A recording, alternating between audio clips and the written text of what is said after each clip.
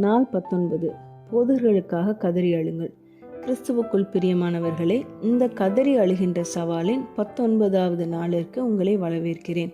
இந்த நாளில் உங்கள் சபை போதகரை நினையுங்கள். தேவன் மெய்ப்பர்களாக அழைத்திருக்கும் தேசம் முழுவதும் உலகம் முழுவதும் உள்ள போதகர்களையும் நினையுங்கள். அவர்கள் நம்மை நடத்துகிறார்கள், கற்பிக்கவும் நேசிக்கவும் உழைக்கிறார்கள். நமக்கு தெரியாத தேவாலய சவால்களை சமாளிக்கிறார்கள். இன்றைய சூழலில் போதக பணி கடினமானவை. அவர்களில் பலர் மனம் தளர்ந்துள்ளார்கள். தேவாலயத்தின் உள்ளும் புறமும் அழுத்தத்திற்கு உள்ளாகிறார்கள். அவர்களுக்கு உதவுவதற்கான முக்கிய வழிகளில் ஒன்று ஜெபம்.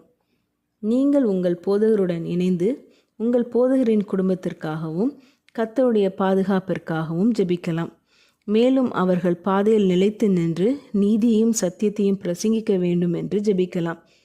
கடவுளுடைய வார்த்தையின் சத்தியத்தை அவர்கள் போதிக்கும் போது தைரியத்திற்காக ஜெபிக்கலாம். கடவுள் ஆவிக்குரிய உயிர்ப்பிப்பை தரும்படி ஜெபிக்கலாம். சங்கீதம் 69ஆம் அதிகாரம் 32ஆம் வசனத்தின்படி, நாம் தேவனை தேடும்போது நம்முடைய இருதயங்கள் உயிர்ப்பிக்கப்படுகின்றன. உயிர்ப்பிப்பு நம்முடைய போதகர்களின் இருதயங்களில் தொடங்க வேண்டும் என்று நாம் ஜெபிக்க வேண்டும்.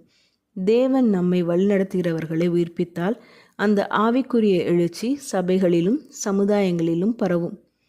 பிரசங்க மேடைகளை தம்முடைய மகிமையால் ஒளிரச் செய்யவும் போதகர்களாக ஒரு மகத்தான வேலையை செய்யவும் கர்த்தருக்கு வல்லமை உண்டு.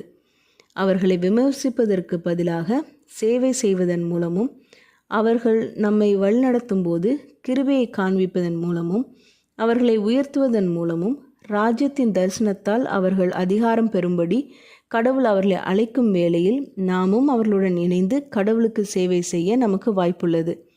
சகோதரி நான்சி பரலோகம் ராஜரீகம் செய்கிறது என்ற புத்தகத்தில் நாம் இருக்கும் இந்த நடுநிலையிலும் இன்னும் நிறைவேறாத இக்காலத்திலும் நாம் என்ன செய்யலாம்? அவர் நம்மை எத்தகைய சோதனைகளில் நடத்துவார்? அதனை முழுமையாக நாம் அறிய மாட்டோம். ஆனால் விசுவாசத்தோடும் ஜெபத்தோடும் விழிப்போடும் அவர் நம்மை அழைத்த வழியில் நிலைத்திருக்க வேண்டும் என்று குறிப்பிட்டுள்ளார்.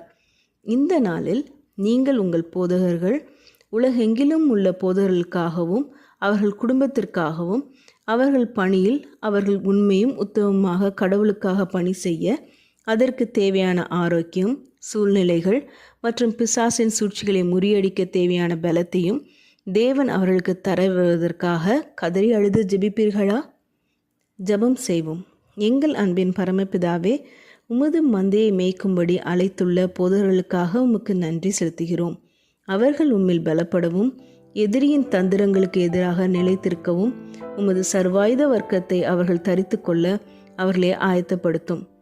அவர்களின் இருதயங்களை உமது மகிமைக்காக எழுப்பி நீதியும் சத்தியமும் அவர்கள் பிரசங்கிக்கவும் அந்த செய்தியை தங்கள் தனிப்பட்ட வாழ்க்கையிலும் வாழவும் உதவி செய்யும்.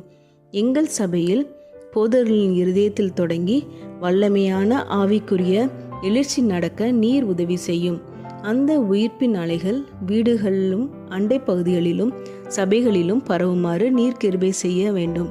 இயேசுவின் மூலம் ஜெபிக்கிறோம் பரமபிதாவே, ஆமீன்.